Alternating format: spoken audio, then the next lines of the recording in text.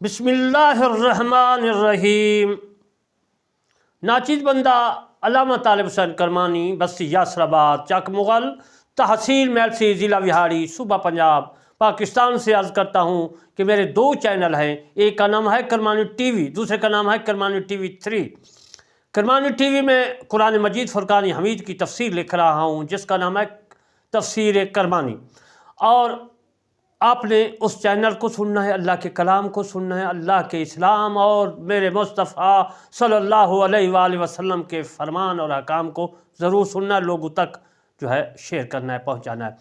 दूसरा मेरा चैनल है करमानी टीवी 3, जिससे मैं आपकी खिदमत में फ़िक़्ह हनफ़ी के मसाइल पेश कर रहा हूँ। आज मैं आपको जो है नमाज गहन के मुतालिक अर्ज़ करूँगा कि नमाज गहन जो है, जिसको गिरहन भी कहते हैं, तो वो किस तरह पढ़ी जाती है, उनके क्या अहकाम हैं और क्या जो है इस्लाम ने हदीस पाक में उनके मसले क्या हैं। मेरे दोस्तों, नीज़ इन्हीं में से हज़रत इब्न अब्बास रज़ियल्लाहु ताला अन्हु से मरवी है कि लोगों ने अर्ज़ की, या रसूलल्लाह सल्लल्लाहु अलैहि वसल्लम, हमने हजूर देखा कि किसी चीज़ के लिए कि लेने का मकसद जो है क्या है। फरमाते हैं कि फिर पीछे हटे देखा, फरमाया मैंने जन्नत को देखा और मैंने एक गोशा लेना चाहा, और अगर ले लेता तो जब तक दुनिया जो है बाकी है, कायम है, बाकी रहती तो मैं उससे खाता और तुम इससे खाती, और दोज़ख को देखा, आज की मिसल कोई खौफनाक मंजर कभी न देखा। और मैंने देखा कि अक्सर दोज़खी औरतें हैं। अर्ज़ की क्यों हजूर? फरमाते हैं कि या रसूलुल्लाह वसल्लम ने फरमाया कि कुफ़र करती हैं। अर्ज़ की गई अल्लाह के साथ कुफ़र करती हैं? फरमाया शोहर की नाशुक्री करती हैं और एहसान का कुफ़रान करती हैं। अगर तू इसके साथ उम्र भर एहसान करे, फिर कोई बात भी खिलाफ़ मज़ाज देखे, कहे कि मैंने कभी भलाई तुमसे देखी ही नहीं। यानी साबित ये हुआ कि जहन्नम में ज़्यादातर औरतें होंगी, क्योंकि अल्लाह तबारक व तआला ने फरमाया अगर अल्लाह के सिवा किसी को सजदा रवा होता तो खामद को बीवी सजदा करती। यानी बीवी खामद को सजदा इसलिए करती कि इतना जो है खामद का एहतराम, उसकी इज़्ज़त जो है करनी चाहिए औरतों को। लेकिन आजकल देखो भाई, औरतें क्या हैं कि खामद को कहना नहीं मानती, इनकारी हैं हर काम से। तो फिर देखो कि हजूर सल्लल्लाहु अलैहि वसल्लम ने क्या फरमाया कि वईद कितनी सख्त है कि जहन्नम में औरतें होंगी, और इसी वजह से कि खामद की बेफरमानी की वजह से। मेरे दोस्तों, सही बुखारी में हदीस मौजूद है कि हज़रत अस्मा बिन सदीक़ रज़ियल्लाहु ताला अन्हा ने से मरवी है, फरमाती हैं कि रसूलुल्लाह सल्लल्लाहु अलैहि वसल्लम आफ्ताब के गहने में ग़ुलाम आज़ाद करने का हुक्म फरमाया। यानी एक भी जो है लोगों पे मुसीबत होती है तो सदका करने से कहती है ना बला टल जाती है। तो रसूलुल्लाह सल्लल्लाहु अलैहि वसल्लम ग़ुलाम जो है आज़ाद करते थे। सुनने अरबा में हदीस मौजूद है, सुमरा बिन जंदब रज़ियल्लाहु ताला अन्हु से मरवी है, फरमाते हैं कि नबी सल्लल्लाहु अलैहि वसल्लम गहन के नमाज जो है पढ़ाई और हम हजूर की आवाज़ नहीं सुनते थे, यानी किरात आहिस्ता आपने की। ये तो मैंने आपको हदीस पाक सल्लल्लाहु अलैहि वसल्लम से रोशनास कराया गहन की नमाज के मुतालिक। अब मैं मसाइल फ़िक़्ह हनफ़ी के मुतालिक मसाइल अर्ज़ करता हूँ, जो बहुत मशहूर किताब फ़िक़्ह की है, उनसे उनका नाम भी मैं लेता जाऊँगा और इंशाअल्लाह आप इस पर अमल करेंगे। अल्लाह मुझे भी तौफ़ीक़ देगा इस पर अमल करने की। मेरे दोस्तों, सूरज गहन की नमाज सुन्नत मुअक्कदा है। चाँद गहन के मुस्तहब, सूरज गहन की नमाज जमात से पढ़ना भी मुस्तहब है, और तन्हा भी हो सकती है और जमात से भी पढ़ी जाए तो खुतबा के सिवा तमाम शराइल जुमा उसके शर्त में वही है। और जमात कायम कर सकता है जो जुम्मा की नमाज कायम कर सकता है, यानी पढ़ाता है वो भी पढ़ा सकता है। वो ना हो तो तन्हा नमाज पढ़े घर में या छत में। ये मसला दुर मुख्तार में भी मौजूद है, और दुर मुख्तार की शरह है, अमीन शहीद ने लिखा, उसका नाम है फतावा शामी, उसमें भी ये मसला मौजूद है। और बहार शरीयत में भी ये मसला मौजूद है। बहार शरीयत उर्दू की हर घर में होनी चाहिए, आपने भी रखनी है, मेरे पास भी किताबें हैं। मेरे दोस्तों, گہن کی نماز اس وقت پڑھیں جب آفتاب گہن ہو، گہن چھوٹنے کے بعد نہیں، اور گہن چھوٹنا شروع ہو گیا ہو مگر ابھی باقی ہے، اس وقت بھی شروع کر سکتے ہیں۔ اور گہن کی حالت میں اس پر جو ہے ابر یعنی بادل آ جائے جب بھی نماز پڑھیں۔ یہ مسئلہ جوہرۃ النجرہ ہے، یہ عربی کتاب ہے، شاید اس کا اردو ترجمہ ہو چکا ہو لیکن میرے پاس جو ہے وہ عربی کی ہے۔ ایسے وقت گہن لگا کہ اس وقت نماز ممنوع ہے تو نماز نہ پڑھیں بلکہ دعا میں مشغول رہیں میرے دوستو، اور اسی حالت میں ڈوب جائے تو دعا ختم کر دیں اور مغرب کی نماز پڑھیں۔ یہ مسئلہ بھی جوہرۃ النجرہ اور فتاوی شامی میں موجود ہے۔ یہ نماز اور نوافل کی طرح 2 رکعت پڑھیں، یعنی ہر رکعت میں 1 رکوع اور 2 سجدے کریں۔ نہ اس میں اذان ہے، نہ اقامت ہے، نہ بلند آواز سے قرات ہے، اور نماز کے بعد دعا کریں یہاں تک کہ آفتاب کھل جائے، اور 2 رکعت سے زیادہ بھی پڑھ سکتے ہیں، خواہ 2 رکعت پر سلام پھیریں یا 4 رکعت پر سلام پھیریں۔ یہ مسئلہ در مختار اور فتاوی شامی میں موجود ہے اور بہار شریعت میں بھی موجود ہے۔ اس میں ہے کہ دعا کریں، دعا کرنی چاہیے جب بھی کوئی آدمی فوت ہو جائے۔ داؤد شریف میں موجود ہے حدیث ابو داؤد میں کہ ابو سلمہ فوت ہو گئے تو ام سلمہ میرے مصطفیٰ صلی اللہ علیہ وسلم کے پاس گئی، وہ آئے تو آپ نے دعا فرمائی، کتاب الجنائز ابو داؤد شریف میں موجود ہے، یا اللہ ابو سلمہ کی قبر نور کر، کشادہ کر، اور اس کی مغفرت فرما، صغیرہ کبیرہ گناہ معاف فرما۔ یہ تمام دعائیں جو ہے دعا اس میں موجود ہے۔ میت سامنے ہے، میرا مصطفیٰ صلی اللہ علیہ وسلم دعا فرما رہا ہے، تو ثابت کیا ہوا کہ اگر میت سامنے ہے تو دعا کر سکتے ہیں۔ تو پھر اگر کوئی انکار کرے تو اس کی اپنی مرضی، لیکن ابو داؤد شریف کتاب الجنائز اٹھا کر دیکھ کے اس میں موجود ہے۔ میرے دوستو، دعا ہر وقت نماز کے بعد ہر وقت دعا منگنی چاہیے، دعا کا کوئی وقت مقرر نہیں ہے۔ فادونی استجب لکم، اللہ تبارک و تعالیٰ نے ادعونی فاستجب لکم کہ تم دعا مانگو میں قبول کروں گا، وقت کوئی مقرر نہیں ہے۔ اب میں آپ کو آگے کا مسئلہ عرض کرتا ہوں۔ اگر لوگ جمع نہ ہوئے تو لفظوں سے پکاریں الصلاۃ جامعۃ، یہ مسئلہ در مختار نے لکھا ہے۔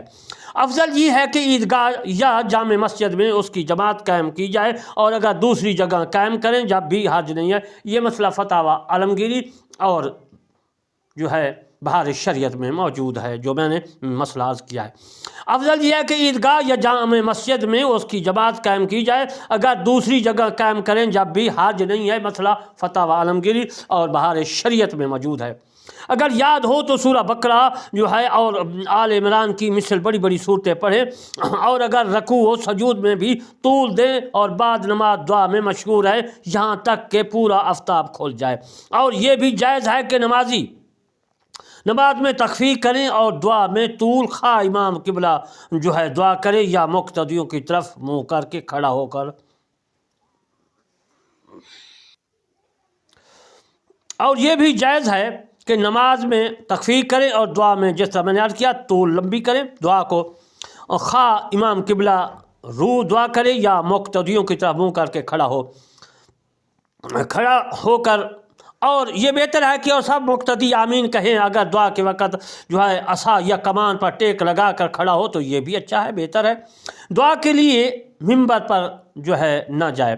سورج گہن اور جنازہ کا اجتماع ہو تو پہلے جنازہ پڑھے۔ پھر اس مسئلے کو یاد رکھیں کہ اگر سورج گہن ہو جاتا ہے اور نماز جنازہ بھی آ جاتا ہے تو اس کا اجتماع جو ہے لوگ اکٹھے ہو جاتے ہیں، تو پہلے نماز جنازہ پڑھے اور بعد میں جو ہے سورج گہن کی نماز پڑھے۔ یہ مسئلہ جوہرۃ النجرہ اور جوہرۃ النجرہ کے علاوہ بہار شریعت میں بھی موجود ہے۔ چاند گہن کی نماز میں جماعت نہیں، امام موجود ہو یا نہ ہو بہرحال تنا پڑھے۔ یہ مسئلہ در مختار میں موجود ہے۔ امام کے علاوہ 2-3 آدمی جماعت کر سکتے ہیں، نیز آندھی آئے یا دن میں سخت تاریکی چھا جائے یا رات میں خوفناک روشنی ہو یا لگاتار کثرت سے بارش برس رہی ہو، مینہ برسے یا کثرت اولے پڑیں، اہن پڑے، یا آسمان سرخ ہو جائے یا بجلیاں کریں یا بے کثرت جو ہے تارے ٹوٹیں یا طاعون وغیرہ یا جو ہے وبا پھیلے یا زلزلے آئیں یا پھر جو ہے دشمن کا خوف ہو یا اور کوئی دہشت جو ہے ناک امر پایا جائے، تو ان سب کے لیے 2 رکعت نماز مستحب ہے۔ یہ مسئلہ عالمگیری اور در مختار اور بہار شریعت میں موجود ہے، تو وہ انہوں نے لکھا ہے کہ اس پر عمل کریں۔ میرے دوستو، چند حدیثیں جن میں آندھی وغیرہ کا ذکر ہے، اس موقع پر میں عرض کروں تو مناسب جو ہے معلوم ہوتا ہے کہ مسلمان جو ہے ان پر عمل کریں اور میرے حق میں بھی دعا کریں۔ ام المومنین صدیقہ رضی اللہ تعالیٰ عنہ سے صحیح بخاری اور صحیح مسلم وغیرہ میں حدیث موجود ہے، فرماتی ہے کہ جب تیز ہوا چلتی تو رسول اللہ صلی اللہ علیہ وآلہ وسلم جب تیز آندھی چلتی تو رسول اللہ صلی اللہ علیہ وآلہ وسلم یہ دعا پڑھتے تھے۔ تو یہ دعا جو میں عرض کر رہا ہوں یہ بخاری میں بھی موجود ہے اور مسلم میں بھی موجود ہے، بی بی عائشہ صدیقہ اس کی راوی ہیں۔ اللہم انی اسالک خیرہا و خیر ما فیہا و خیر ما ارسلت بہ و اعوذ بک من شرہا و شر ما فیہا و شر ما ارسلت بہ۔ اس کا ترجمہ میں عرض کر دیتا ہوں۔ اے اللہ، میں تو سے اس کے خیر کا سوال کرتا ہوں اور اس کے خیر کا جو اس میں ہے، اس کے خیر کا جس کے ساتھ یہ بھی جو ہے بھیجی گئی، اور تیری پناہ مانگتا ہوں اس کے شر سے اور اس چیز کے شر سے جو اس میں ہے اور اس کے شر سے جس کے ساتھ یہ بھیجی گئی ہے۔ میرے دوستو، آسمان کے اوپر ہوائیں ہیں، تیز ہیں، اور ایسے سیارے ہیں جو بے شمار پانی ہے، دریا سمندر ہے ان سیاروں میں، اور اس کے بعد جو ہے میرے مصطفیٰ صلی اللہ علیہ وسلم جب بارش ہوتی تو وہ اس کو پسینہ آ جاتا تھا، کیونکہ آپ معراج پہ گئے تھے تو اتنا پانی اوپر دیکھا، ایسے سیارے ہیں، پانی اتنا ہے کہ تمام سیارے پانی سے بھرے ہوئے ہیں، اگر پانی نیچے آئے تو زمین ختم ہو جائے۔ حضرت امام شافعی رحمۃ اللہ علیہ و ابو داؤد شریف، ابن ماجہ و بہقی دعوات کبیر میں روایت کرتے فرماتے ہیں کہ رسول اللہ صلی اللہ علیہ وآلہ وسلم نے ارشاد مبارک فرمایا، اللہ تبارک و تعالیٰ کی رحمت سے ہے، رحمت عذاب ہے، رحمت اور عذاب لاتی ہے، یعنی کہ یہ ہوائیں رحمت بھی لاتی ہیں اور عذاب بھی لاتی ہیں۔ اسے برا نہ کہو اور اللہ سے اس کے خیر کا سوال کرو اور اس کے شر سے پناہ مانگو۔ ترمذی میں حدیث موجود ہے کہ عبداللہ بن عباس رضی اللہ تعالیٰ عنہ سے مروی ہے کہ ایک شخص نے رسول اللہ صلی اللہ علیہ وسلم کے سامنے ہوا پر لعنت بھیجی، فرمایا ہوا پر لعنت نہ بھیجو، کہ وہ مامور ہے اور جو شخص کسی شے پر لعنت بھیجے اور وہ لعنت کا مستحق نہ ہو تو وہ لعنت اس کے بھیجنے والے پر لوٹ آتی ہے۔ ابو داؤد شریف میں، نسائی میں، ابن ماجہ میں حضرت امام شافعی رحمۃ اللہ علیہ نے ام المومنین بی بی عائشہ صدیقہ رضی اللہ تعالیٰ عنہ سے روایت کیا، فرماتے ہیں کہ جب آسمان پر ابر بادل آتا تو حضور کلام ترک فرما دیتے اور اس کی طرف متوجہ ہو کر یہ دعا پڑھتے، اللہم انی اعوذ بک من شر ما فیہ۔ اگر کھول جاتا تو پھر حمد کرتے اور برستا تو یہ دعا پڑھتے، اللہم سقیانن فیہا، اے اللہ میں تیری پناہ مانگتا ہوں اس چیز کے شر سے جو اس میں ہے، اے اللہ پانی برسا جو نفع پہنچائے، نافعات۔ امام احمد، ترمذی، عبداللہ بن عمر رضی اللہ تعالیٰ عنہ سے روایت ہے، رسول صلی اللہ علیہ وسلم، امام احمد، ترمذی، عبداللہ بن عمر رضی اللہ تعالیٰ عنہ سے روایت کرتے فرماتے ہیں کہ رسول اللہ صلی اللہ علیہ وسلم جب بادل کی گرج اور بجلی کی کڑک سنتے تو یہ کہتے، اللہم لا تقتلنا بغضبک ولا تہلکنا بعذابک وعافنا قبل ذلک۔ اے اللہ اپنے غضب سے تو ہم کو قتل نہ کر اور اپنے عذاب سے ہم کو ہلاک نہ کر اور اس سے قبل ہم کو عافیت میں رکھ۔ اور ایک حدیث میں ہے کہ امام مالک نے عبداللہ بن زبیر رضی اللہ تعالیٰ عنہ سے روایت کیا کہ رسول اللہ صلی اللہ علیہ وسلم جب بادل کی آواز سنتے تو کلام ترک فرما دیتے اور کہتے، سبحان الذی یسبح الرعد بحمد والملائکۃ من خیفت ان اللہ علی کل شیء قدیر۔ پاک ہے وہ کہ حمد کے ساتھ رعد اس کی تسبیح کرتا ہے، فرشتے اس کے خوف سے، بے شک اللہ تبارک و تعالی ہر چیز پر قادر ہے۔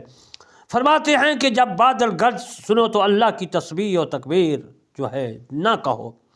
حدیث، جب بادل کی گرج چمک کڑک سنو تو اللہ کی تسبیح کرو، تکبیر نہ کہو۔ وما علینا الا البلاغ المبین۔